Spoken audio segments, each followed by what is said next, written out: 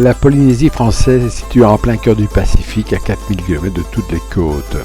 Elle comprend les îles Marquises, les Tuamotu, les Gambier, les Australes et les îles Sociétés, avec les îles du Vent et Tahiti, les îles sous le vent, et Bora Bora, Raiatea, Taha, Huaïné et Mopiti. Nous embarquons à la marina d'Apoiti, sur l'île de Raiatea. Nous ferons le tour de Taha, puis nous rentrons à Huaïné, dont nous ferons le tour. Retour à Raiatea, puis Bora Bora, et ensuite retour à Raiatea et à la marina d'Apoiti.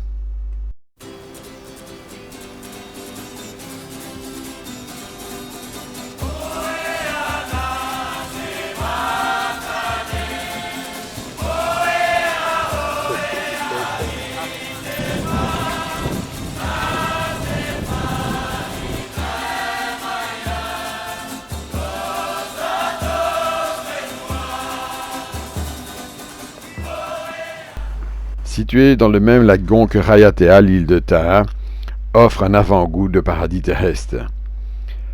Les nombreux motus qui cernent l'île sont parmi les plus beaux de Polynésie.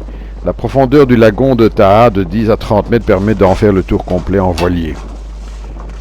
Les 4500 habitants sont très fiers de leur île, répartie sur 8 villages au bord de mer. Ils vivent au gré des alizés. Des fermes perlières ont vu le jour récemment, les eaux du lagon étant propices à la culture de la perle noire. Avec la vanille, cette activité est devenue, en l'espace de quelques années, le moteur économique d'une île calme et sereine.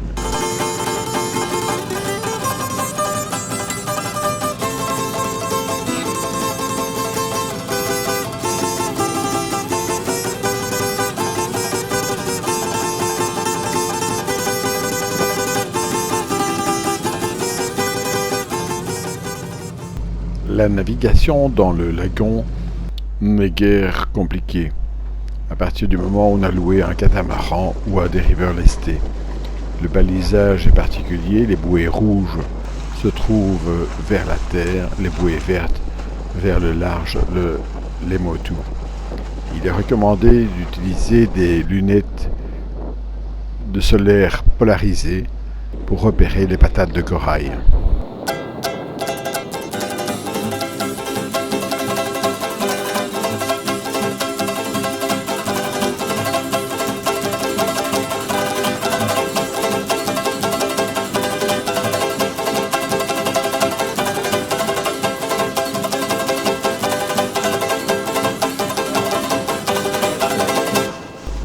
Quelques bateaux de croisière sillonnent les différentes îles de Polynésie. C'est un tourisme de luxe, très peu envahissant et assez discret.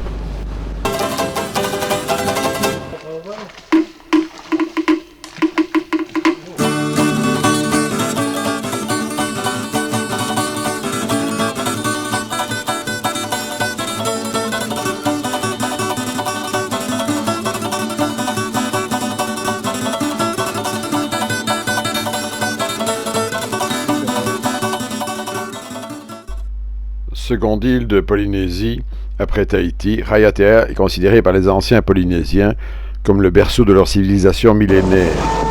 C'est cette île de l'archipel de la Société qui choisit en premier lieu pour s'installer il y a plus de 1000 ans.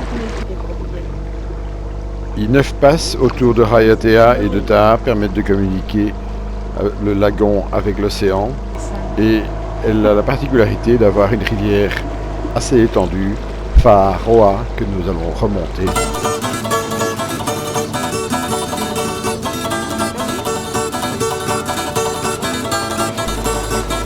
Les fleurs, toutes plus colorées et parfumées les unes que les autres, font partie intégrante du charme enchanteur de la Polynésie.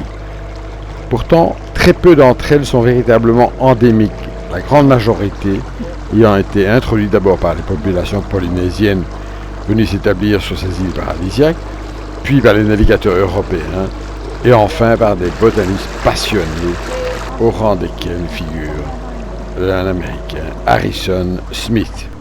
En 1919, cet Américain amoureux de la nature, botaniste distingué, professeur de physique au MIT, s'installa à Tahiti où il acheta un domaine important.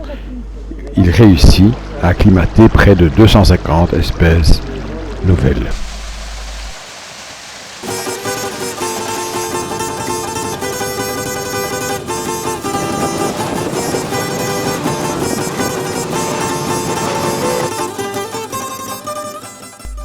Huahéine se compose de 2 îles reliées par un pont surplombant un chenal.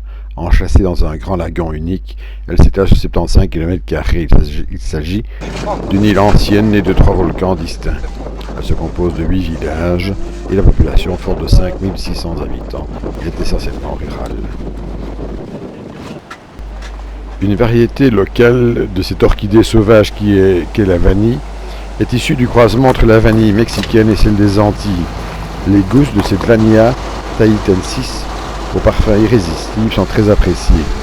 Les vanillières sont installées dans des vallées au sol humide riches en humus. La culture de la vanille se développe essentiellement à Taha et à Huahéine. La production annuelle de 30 tonnes environ, dont 70% provient de Taha. Ce petit village a réalisé des pièges à poissons et les femmes confectionnent des tissages en pandanus.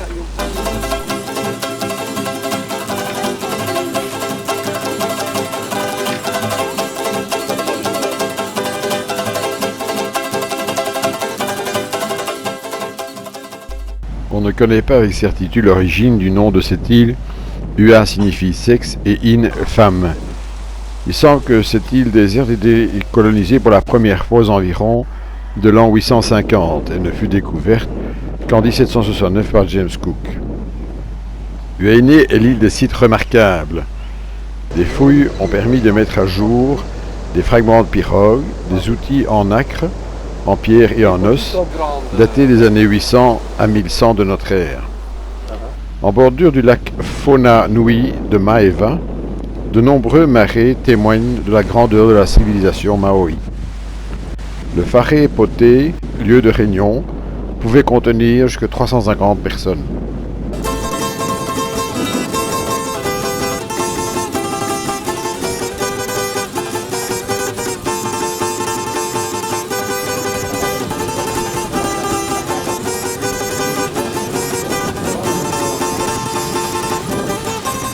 Le climat des îles est chaud, ensoleillé et humide tout au long de l'année, avec cependant 2 saisons. La saison des pluies, de novembre à mars, qui se caractérise par une atmosphère lourde, moite et étouffante, avec des pluies très abondantes et qui se fait la plupart du temps de façon très soudaine.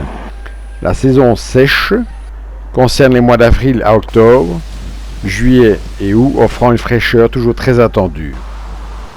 Les températures varient peu d'une saison à l'autre et l'amplitude thermique sur 24 heures est relativement peu élevée puisqu'il fait au maximum 30 à 32 degrés dans la journée et 21 degrés la nuit. La fraîcheur se rencontre en fait dans les montagnes.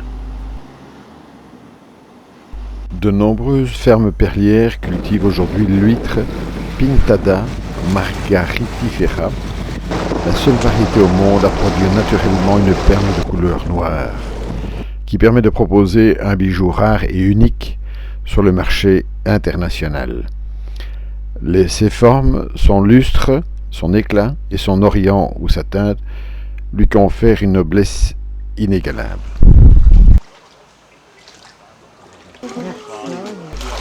Le personnage très original que nous a guidés à travers Huahéine nous a conduits vers une rivière où il a nourri des poissons très particuliers.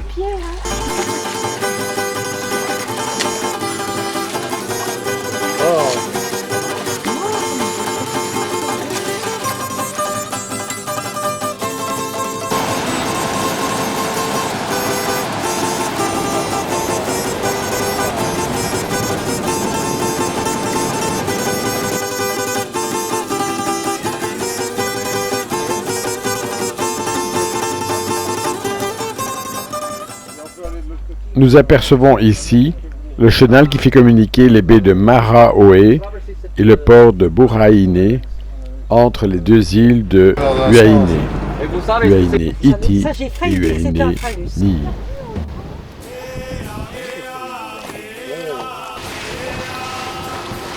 pas. Il était chez les deux fous.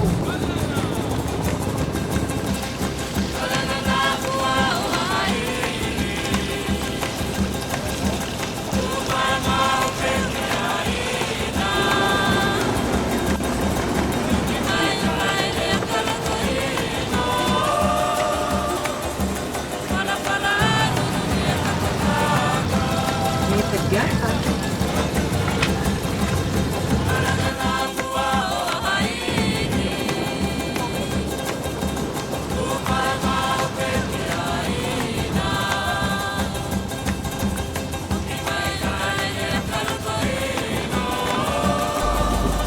Loin des sentiers battus du tourisme traditionnel, Huaïné accueille son visiteur dans un jardin d'Éden préservé. Pour de nombreux Polynésiens, Huaïné est la plus belle des îles.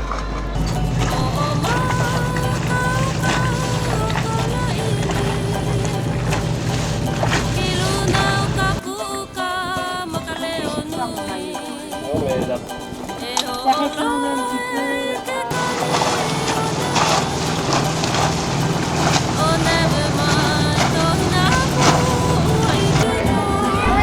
Nous assistons à présent au défilé du 14 juillet à Huaïné et ensuite nous aurons une parade des plus belles pirogues de l'île.